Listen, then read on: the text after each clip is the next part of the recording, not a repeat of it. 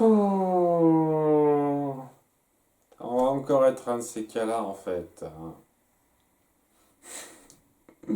Je, je tiens à le dire, une fois de plus, je n'ai pas détesté cet épisode, mais il appuie totalement ce qui me gonfle à critiquer et à faire en réac.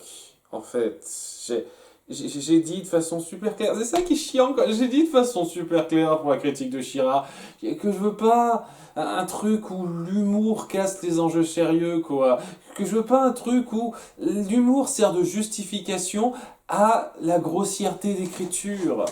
Parce que voilà, c'est l'humour, ça doit faire rire avant tout, et c'est l'écriture, la façon dont on écrit solidement, c'est à prendre au second plan quand il y a l'humour, quoi. Et c'est le truc que vous me choisissez, sérieusement, sérieusement. Autant dans l'épisode pilote, il y avait un équilibre un petit peu instable, mais qui pouvait se contenir et faire en sorte que, en dépit de ça, j'arrivais un peu à suivre quand même l'intrigue. Là, c'est totalement déséquilibré pour moi. Et ça devient juste stupide si on veut vraiment voir ça par rapport juste au déroulé principal. À nouveau, hein, on est dans l'approche comédie absurde à plusieurs moments, donc évidemment que c'est normal que le scénario soit pas le plus extraordinaire qui soit, mais punaise, quoi, il y a une différence entre pas être le plus pensé du monde et être complètement bancal et forcé. Parce que c'est complètement bancal et forcé le scénario. Et je me souviens qu'il y avait ça dans le film. Je me souviens qu'il y avait tout ce délire de on va faire croire qu'on se marie sur scène alors qu'on se marie en vrai dans le film avec Jim Carrey. Mais j'avais souvenir que c'était un peu plus rapidement fait, et que ça appuyait moins la connerie des personnages. J'avais souvenir que c'était ça, hein. Alors, à nouveau, c'est peut-être moi qui ai un souvenir un petit peu trop positif du film. Peut-être que si je me le revoyais maintenant, plutôt que la fois où je l'ai vu il y a 12 ans, mon opinion aurait évolué pour que je ne sois pas pris dans ce genre de récit. Mais je n'avais pas souvenir que c'était grossier à ce point et qu'on devait rabaisser mentalement tous les personnages pour ça. Parce que punaise. Et ouais, si vous avez un peu vu les petits cartons de la chose, quoi, j'arrête là, tout de suite. Je vais faire cette critique. Je vais expliquer à la fin de la critique pourquoi j'arrête. Mais j'arrête là. Je veux plus m'infliger ça. Je veux pas vous infliger ça aussi à vous, parce que je sais que ça doit vous gonfler. Moi, je veux plus m'infliger ça. Ça va. Je veux pouvoir, dans ces réacs, apprécier une série pour ce qu'elle raconte, sans avoir à me conformer à vos grosses facilités parce que vous me balancez l'excuse de l'humour dans la gueule. Je veux avoir à profiter d'une série comme ça parce que sinon c'est pas intéressant. Et je suis sûr que rien que ma façon critique de voir les choses, oh mais pourquoi t'es aussi pointilleux sur l'écriture alors que c'est pas le truc important. Je suis désolé, pour moi c'est important. Pour moi la consistance, la cohérence d'un récit c'est super important. Et le fait qu'on force pas de façon stupide les personnages à agir comme ils le devraient, le fait qu'on amène les événements de façon satisfaisante, c'est super important pour moi.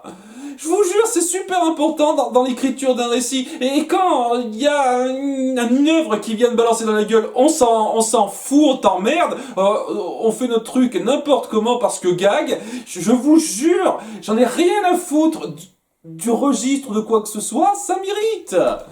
Ça m'irrite et je veux plus traiter ça. Je veux plus, putain. Pourquoi c'est ça que vous avez choisi? Merde, pourquoi j'ai proposé ça? Pourquoi j'ai proposé ça? Il fallait que j'ai un cinquième choix dans ma liste, et il fallait que ce soit le truc auquel j'avais juste un petit peu de souvenir un peu sympathique, sans faire gaffe si c'était vraiment total humour ou si c'était sérieux. Non, il fallait que j'y aille au pif à ce niveau-là pour le cinquième choix, et que ce soit le truc voulu par tous, et bien entendu le truc qui me corresponde le moins. Évidemment, évidemment, il fallait que ça me tombe dessus, quoi. Je vous jure, ça me saoule. Ça me saoule. Donc, oui, résumé. Alors déjà, on fait un retour en arrière de comment Olaf a mis la main sur les enfants, parce que de base, c'était censé revenir à leur oncle Montgomery. qui devait s'occuper d'eux, c'était lui leur tuteur le plus proche, mais voilà, apparemment il y a le banquier, Poe, hein, il s'appelle Poe, qui est complètement débile. Hein, puisqu'il y a Olaf qui se présente devant lui en chipant les premiers vêtements qu'il croise aux passants, qui font gaffe à rien bien entendu parce qu'ils sont cons, humour absurde, tout ça, qui vient lui dire donc oui, je suis là pour vous conseiller, le parent le plus proche, c'est pas cet oncle-là, c'est celui qui est le plus proche géographiquement, donc c'est le comte Olaf. Ah là là, vous avez raison, je vous crois sur parole, je suis stupide. Et c'est ça le truc, c'est ça qu'on met en place, hein, voilà. Nos personnages sont des débiles profonds qui gobent bêtement ce que dit n'importe qui pour ça. Et c'est la base. Enfin, ça va être le thème total de cet épisode. Et vu le ton, ça me donne l'impression que ça va être le thème total pour la suite. Hein. Donc, bref. Ça explique pourquoi il a eu la garde des enfants. Et on découvre après qu'il fomente tout un plan, toute une combine. Et ça va être tout l'épisode pour s'attaquer aux enfants et prendre leur fortune. Et donc pour ça, il prévoit une pièce de théâtre, après que les enfants se soient rendus auprès de Poe, et en lui disant ça se passe mal avec notre tuteur Olaf, et en disant c'est pas parce que ça se passe mal que vous avez un peu de mal avec ses méthodes que vous devez le dénigrer, c'est lui qui est en droit de décider pour vous, hein, en éludant totalement le fait que Klaus a été frappé par Olaf. Ça c'est un truc, on trouve des moyens complètement pétés et forcés de faire en sorte que nos personnages éludent ça. On fait pas gaffe. C'est assez saoulant, ça je vous cache pas quoi. Je suis désolé, mais c'était pas trop la peine de faire cette espèce de moment un peu dramatique dans l'épisode précédent où il frappe Klaus pour que vous ne jouiez pas une seule seconde dessus quoi. Que ce soit traité presque comme une blague en fait. Genre, ah, on le croit pas, ah, c'est quoi ça, ah, on veut pas vous en parler, tout ça, c'est bien, c'est bien. Heureusement que vous avez mis ce moment-là, si c'était même pour pas rebondir une seule microseconde dessus, quoi. Enfin bref, voilà, il met en place un plan pour se marier sur scène avec Violette, l'aînée. Hein, qui a 14 ans, mais qui peut se marier si son tuteur légal lui permet. Alors, c'est censé se passer dans les années quoi, 80, 70, ça pouvait se faire, ça? Si votre tuteur légal vous autorise à vous marier à quelqu'un à 14 ans, vous le pouvez? Je sais pas, c'est peut-être des règles particulières. Nous vivons dans un monde très spécial, hein, où les bébés ont leur propre langage, donc... ok, pourquoi pas, pourquoi pas. Le fait est que son but c'est de forcer un petit peu la chose à se faire avec déjà donc une mise en scène de théâtre. On croit qu'on se marie pour de faux au cinéma, enfin sur scène, et il essaye de mettre en place tout ce qui est légalement viable. Donc il demande à la juge qui dit seulement maintenant, ça n'a jamais été appuyé une seule microseconde, maintenant elle a toujours rêvé d'être un petit peu une actrice de monter sur scène, et lui il vient dire ah, je peux accomplir votre rêve, vous jouerez un rôle sur scène, le rôle de juge qui dirait exactement les mêmes termes qui se passeraient lors d'un mariage, de façon à ce que ce soit vraiment plus réaliste. Tiens, tant qu'à faire, quitte à être plus réaliste, est-ce que ça vous dirait d'amener des documents sur scène, mais vraiment officiels de mariage, pour que ça fasse encore plus réaliste en tant qu'accessoire? Vraiment, elle est conne, elle gobe totalement ça. Alors, il me semble qu'il y avait quelque chose de similaire avec... dans le film, je ne me souvenais pas que c'était grossier à ce point, mais une fois de plus, peut-être que c'est mes souvenirs qui me donnent une version améliorée de la chose. Peut-être que c'était con comme ça aussi dans le film. Pas impossible. Donc, ouais, elle gobe tout. Tandis que les enfants essayent de prévenir, mais elle est trop obnubilée par «Oh, je vais être actrice! Mon rêve depuis toujours qu'on te dit depuis une minute, hein, je vais être actrice, tout ça!» Et ils comprennent pas toutes les subtilités tout de suite. C'est-à-dire qu'ils comprennent qu'il se trame quelque chose, et après quelques recherches, il y a Klaus qui se rend compte que, oui, au bout du compte, il veut faire en sorte que tout soit bien légal comme il faut dans cette fausse scène de mariage qui sera vraie. D'ailleurs, on fait un espèce de jeu de blague, parce que bon, dans l'absolu, c'est quand même pas mal que je critique un petit peu l'humour du truc, puisque c'est la chose importante à retenir dans l'absolu, hein. Le reste on s'en branle, hein. La cohérence scénaristique on s'en bat les couilles, hein. Ce qui est important c'est est-ce que c'est bien drôle. En toute sincérité, c'est c'est le seul argument que vous pouvez me donner, hein. Donc, le fait est que l'humour passe un petit peu moins bien que dans le film précédent. Dans le sens où on appuie peut-être un petit peu trop à répétition certains gags. Et par exemple, il y a un jeu qui est assez drôle sur le côté Olaf ne comprend pas la différence entre littéral et métaphorique. Et donc, lorsque Klaus dit, ouais, vous voulez pas faire en sorte qu'elle se marie métaphoriquement, mais littéralement, il a du mal. Et on essaiera de jouer un petit peu là-dessus, à la répétition. C'est bien, c'est pas mal, c'est plutôt drôle, mais il y a un moment donné, il y a le narrateur qui fait tout un encart complètement inutile, où on illustre de façon super claire et un peu exagérée la différence entre littéral et métaphorique. Et ouais, c'est bien, j'avais compris, c'était pas la peine d'en faire autant des caisses. C'est un peu le truc, quoi. Vous faites tenir ça sur 1 heure, un épisode de 1 heure, et vous vous sentez le besoin de rajouter ça. Ça faisait partie des blagues du livre. Je sais pas, je la trouve un petit peu moyenne cette blague, quoi. Et peut-être que sur le livre ça passait mieux parce que c'était à l'écrit, mais jouer, c'était. Au passage, oui, j'en parle pas trop, mais le narrateur a également plus de développement dans un sens, puisque on met en avant son appartement, une fois de plus on montre que c'est une vraie personne qui s'intéresse à l'histoire des orphelins Baudelaire, et donc on montre son appartement et quelqu'un qui frappe à la porte et il essaye un petit peu de s'enfuir, donc il y a un truc qui se passe en parallèle. C'est peut-être le truc qui me donnerait un petit peu envie, quoi, de suivre un peu, mais par moi-même, j'en parlerai à la fin. Ce jeu là-dessus. En tout cas, ouais, quoi, c'est vraiment totalement ça. Ce cas, c'est on passe des plombes à mettre en scène, à mettre en place toute cette mise en scène, alors que dans le film, ce me semble, c'était beaucoup plus rapide, ce qui faisait que la connerie des personnages qui sont pris là-dedans, notamment la juge, faisait, je pense, un tout petit peu moins tâche dans le sens où elle était prise dans le rythme du récit. Le rythme du récit est beaucoup trop lent, puisqu'il faut appuyer de plus en plus les blagues, les dialogues, tout ça, ce qui fait que ça se ressent plus, je pense, le forçage scénaristique derrière. Je crois que si je devais faire le topo, c'est ça le principe. Mais ouais, quoi, ils comprennent le principe, mais il y a Olaf qui dit, ok, vous avez compris, mais c'est pas grave, je vais vous forcer à faire ça parce que je vais prendre votre petite sœur Prunie en otage. Voilà, il la tient enfermée dans une cage, suspendue à 9 mètres du sol, donc si on la lâche, ça va mal pour elle, et donc ils se sentent un petit peu obligés de suivre ça. Hein. Et il y a tout un tas de préparatifs, j'en parle pas parce que c'est super gonflant à simplement critiquer ça. Est-ce que c'est drôle ou pas ce truc, quoi. Il y a des gags qui passent, pas mal de dialogues, le jeu des acteurs fait bien passer les gags, et tandis qu'à côté il y en a qui sont un petit peu grossiers, quoi. Du genre, oui, je trouve pas de rime avec Olaf dans ma chanson. T'as essayé Ripilaf? Oh, ok. On trouve pas mieux que Ripilaf. C'est ça le gag.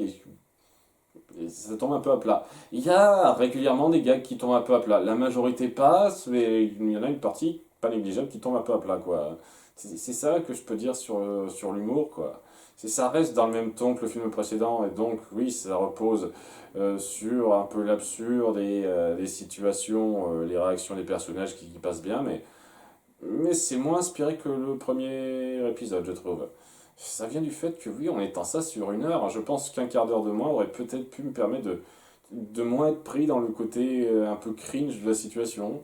Peut-être que ça m'aurait pas saoulé si ça avait duré 3 quarts d'heure comme le premier épisode. C'est pas impossible. Enfin bref. Voilà quoi, là la petite Prunie est prise en otage, il y a Violette qui se dit tiens je vais essayer de faire un truc pour la sauver en se disant elle va pas être gardée ou quoi que ce soit, et ben si elle est gardée, donc, waouh, waouh, waouh, waouh, on passe des plombes dessus, histoire de dire quand même qu'ils essayent quelque chose, quoi. C'est pas non plus pour dire, ah, on se laisse faire sans rien faire. Et ouais, bah, ils se font capturer. Ils trouvent rien de particulier à faire jusqu'à l'échéance, au bout du compte, avant la grande pièce cérémoniale de mariage, et à ce moment-là on se retrouve dans cette configuration où tout le monde est totalement pris dans la manigance, et ouais ça appuie totalement la connerie de la quasi-totalité des protagonistes. La juge Abbott, complètement débile de ne pas comprendre ça. Et il y a donc le banquier Poe qui suit le truc sans trop comprendre la chose. Il y a sa secrétaire qui a un rôle assez important, je vais en parler rapidement de ça parce que pour l'instant on est assez vague là-dessus, qui était là donc pour bien lui conseiller de faire ce qui était juste pour la garde des orphelins après, mais elle a été kidnappée par la bande, la troupe d'Olaf. Et tout le monde a traité ça comme si de rien n'était. Apparemment, elle n'avait aucun proche ou quoi que ce soit, et donc elle a fini kidnappée, attachée à un arbre, sans surveillance. Si jamais personne l'a remarqué, elle a fini par s'en sortir toute seule en déracinant l'arbre, hors champ bien sûr, hein, pour le gag. Et plutôt que d'appeler les autorités pour direct porter plainte envers Olaf et sa troupe, parce que voilà, elle les avait tout de suite remarqués, non, elle ne le fait pas. Elle appelle un espèce de membre d'une sorte d'organisation secrète, plutôt donc nébuleuse pour l'instant, qui vient l'aider à se libérer en disant ah, les choses vont mal pour les orphelins. Nous allons observer ce qui se passe dans la pièce qu'il va jouer ce soir. Et c'est ça, ils observent. C'est juste à la fin qu'elle se fera remarquer, histoire de dire oui, elle me fait réembaucher en tant que secrétaire. Mais genre, depuis le début, tu aurais pu désamorcer ça, tu aurais pu dire la vérité, faire comprendre aux gens ce qui se passe et sauver la situation, mais tu le fais pas. Tu restes comme une conne dans ton coin et à la fin tu dis ah oui, au fait, je suis de retour, il a menti, ah c'est bien, après qu'il se soit dévoilé, parce que bon, ce qui se passe durant la pièce, c'est que ça se passe exactement comme prévu. Il y a la juge qui est complètement un petit peu trac à fond, mais qui fait bien son texte comme il faut, sans se douter de rien une fois de plus, parce qu'elle est stupide. Et les vœux sont prononcés, les papiers sont signés, tout se passe bien, et après il se met en mode ah, mon plan a marché, maintenant je peux tout vous dévoiler. Maintenant je peux vous dire, hey, vous avez assisté à une fausse mascarade, parce que nous avons véritablement échangé nos vœux, nous sommes véritablement mariés. Mon Dieu, c'est horrible. Et sachant que rien que ce genre de déclaration, tu te rends compte tout de suite que c'est fait sous la pression, sous la menace. Et ça peut tout de suite rendre la chose nulle et non avenue. Mais vraiment tout de suite. Surtout que juste après, va y avoir le délire complètement stupide sur comment Pruny se sauve, parce que l'homme de main, le sbire qui est censé la garder, et ben il se dit tiens, ça te dirait de faire un poker. Elle dit ok, donc, il y a un bébé donc en parlant, et, puisque oui, son homme de main parle le langage bébé. C'est un truc qu'ils ont mis en place dans l'épisode précédent, c'est déjà ça. Et ouais quoi, elle gagne au poker par chat, hein, ou alors elle triche, je sais pas trop, c'est montré super rapidement, c'est du gag une fois de plus, c'est cartoon là, totalement, et étant donné qu'elle gagne au poker, elle force le gars à la libérer en fait. Elle se sauve toute seule de façon ridicule et stupide. Et forcée, une fois de plus. C'est du gros gag, ce n'est pas à prendre au sérieux. Et donc, cette espèce de chantage que Olaf leur a fait, c'est désamorcé ridiculement. Ridiculement. Et ça aussi, c'est dévoilé devant tout le monde. C'est-à-dire que à ce moment-là, maintenant qu'il a dévoilé ça, maintenant qu'il montre que c'est un gros connard qui les a manipulés, tout ça, il devrait y avoir vice de procédure totale. Hein. Je ne suis pas un spécialiste, mais il devrait y avoir total vice de procédure. Et il y aurait facilement moyen de contrecarrer ce qu'il a fait, étant donné qu'il se dévoile devant tout le monde, hein, devant toute une assemblée. Mais ça va pas être ça qui va sauver la situation. Non, non, non, c'est pas toutes ces façons dont on aurait pu sauver la situation qui ont du sens, qui vont aider à sauver la situation. Non, non, c'est le truc débile qui n'a aucun sens. Parce que lors de l'échange des vœux, Violette n'a pas écrit de sa bonne main, mais de sa main gauche. Et étant donné qu'elle est droitière, ce n'est pas sa bonne main, et elle considère que ça pourrait ne pas être considéré comme légitime. Ce qui est une connerie monumentale, mais si c'est son truc, quoi. Et après, un discours à la con qui n'a absolument pas le moindre putain de sens, qui est aussi un gros gag. Il y a Klaus qui convainc tout le monde par une sorte de défense Chewbacca, c'est presque ça, j'ai envie de dire, que c'est invalide à cause de ça, et que, donc, dans le cul, Lulu, vous n'êtes pas marié légalement. Bien sûr, j'y crois trop, quoi. Putain. C'est ça votre résolution de merde, c'est bien. Je sais pas, j'ai pas souvenir de ce détail dans le film, il me semblait que c'était moins con dans le film. C'était plus héroïque, genre on empêche ça à la dernière minute, vous voyez. C'était pas une espèce Enfin bref, il y avait tellement moyen de faire ça différemment. Et vous partez sur une grosse connerie, quoi. C'est de la grosse blague absurde. C'est tout ce que c'est. Je trouve même pas ça excessivement drôle. Si encore vous insistiez sur le côté drôle, mais vous essayez un tout petit peu, et c'est ça qui est chiant, vous essayez un tout petit peu de mettre en place une intrigue un tout petit peu sérieuse. Si encore c'était de la grosse connerie, mais genre on est à fond dans le délire, mais totalement, je veux bien, mais vous essayez un petit peu à côté de ça de faire de l'intrigue sérieuse? Non, mais allez vous faire foutre, non, ça passe pas du tout pour moi. Pas du tout. Si, ça gérait mieux le mélange de tons que ça pour moi le film. Ou alors, une fois de plus, j'ai un souvenir biaisé après tout ce temps, mais il me semblait que c'était pas amené aussi stupidement dans le film, quoi. C'est. Enfin bon, voilà, ça s'arrange, tout le monde est content. Olaf se barre après avec un court-circuit en disant: ah, ce n'est pas fini. Et maintenant, il y a nos enfants qui sont prêts à être accueillis par leur vrai tuteur légal, c'est-à-dire l'oncle Montgomery, hein, qui était dans le film là aussi, quoi. Ils ont mélangé pas mal d'aspects du bouquin. On sentait que ça cherchait à faire une adaptation qui se contenait bien en un film, la version avec Jim Carrey. Je sens que oui, elle me convaincrait largement plus. Et une fois de plus, il faudrait que je me le revoie, mais je n'ai pas souvenir que c'était ridicule à ce point, quoi. Et il y a cette espèce de drame sur le fait que ils n'auraient pas été contre que la juge Abbott soit leur tutrice. Ce qui, une fois de plus, fait ultra rusher dans le sens où vous avez eu quoi? Trois quatre scènes avec elle un petit peu gentilles, et encore rien de sensationnel. Et vous voulez me faire croire que maintenant il y a qu'elle qui pourrait vous satisfaire, tout ça, et il y a tellement quelque chose de fort qui s'est ressenti entre nous. C'est un peu gros, je trouve ça un petit peu gros. Il y aurait peut-être moyen de faire quelque chose avec, en montrant plus de temps entre eux, mais là je trouve que c'est un peu gros, quoi. Hein.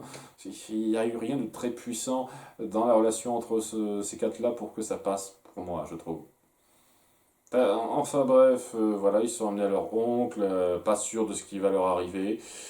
Et parallèlement, on suit un tout petit peu plus donc l'organisation secrète avec Jacqueline, comme elle s'appelle, et le mec qui l'a sauvé, qui se fait abattre froidement par quelqu'un dans l'ombre, on ne sait pas qui c'est.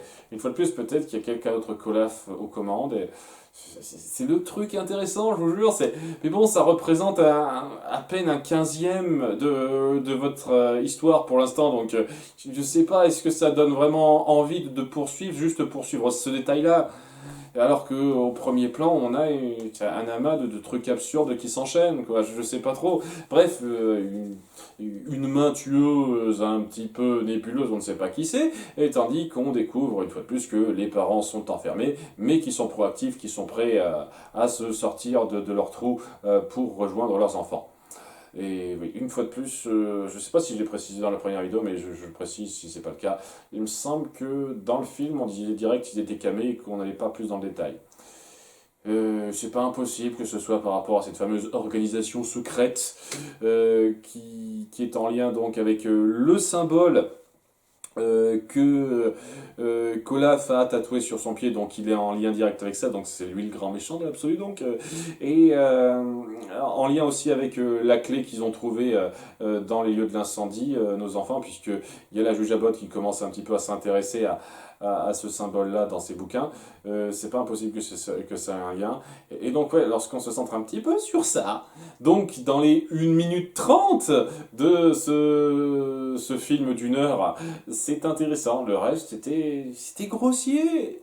Je suis désolé, c'était grossier, c'était pas énervant, quoi que ce soit. C'est pas aussi frustrant que d'autres séries ou quoi. Mais c'est pas intéressant à critiquer.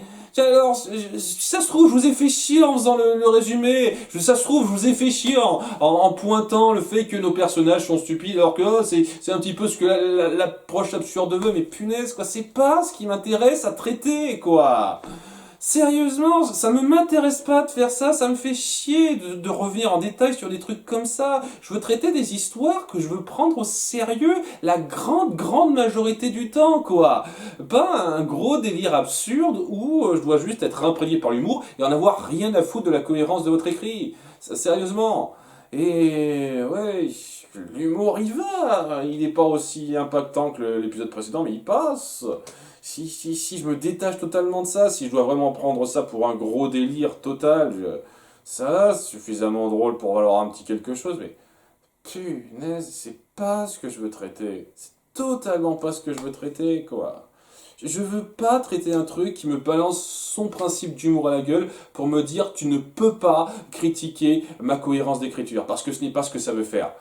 Je ne veux pas me taper des commentaires ad nauseam de gens ah tu fais chier à chipoter. Alors je suis désolé, c'est pas du chipotage, ça se fout de ma gueule dans la cohérence du récit, hein. C'est pas du chipotage, hein. Allez vous faire mettre. Je veux pas me taper constamment ce genre de réaction. Et vu qu'apparemment la grande majorité du public qui me suit est totalement friande de ce genre de récit où on en a rien à foutre de l'histoire, de la cohérence du scénario et qu'on est plus pris par les émotions basiques et la comédie, t'as vu comme c'est drôle, j'ai plus envie de vous proposer quoi que ce soit. Je vous dis clairement, j'ai plus envie de vous donner le choix sur quoi que ce soit, j'ai envie de m'intéresser aux trucs qui me parlent vraiment et les attaquer directement pour moi. Sincèrement, il y a deux personnes qui ont dit par écrit j'étais pas sûr que ça te plairait, je pense que ça va pas être trop ta cam. Si ces personnes-là ont raison, mais apparemment la plupart des gens font pas gaffe à la petite plaidoirie pour dire plus jamais ça. Ils s'en foutent royalement.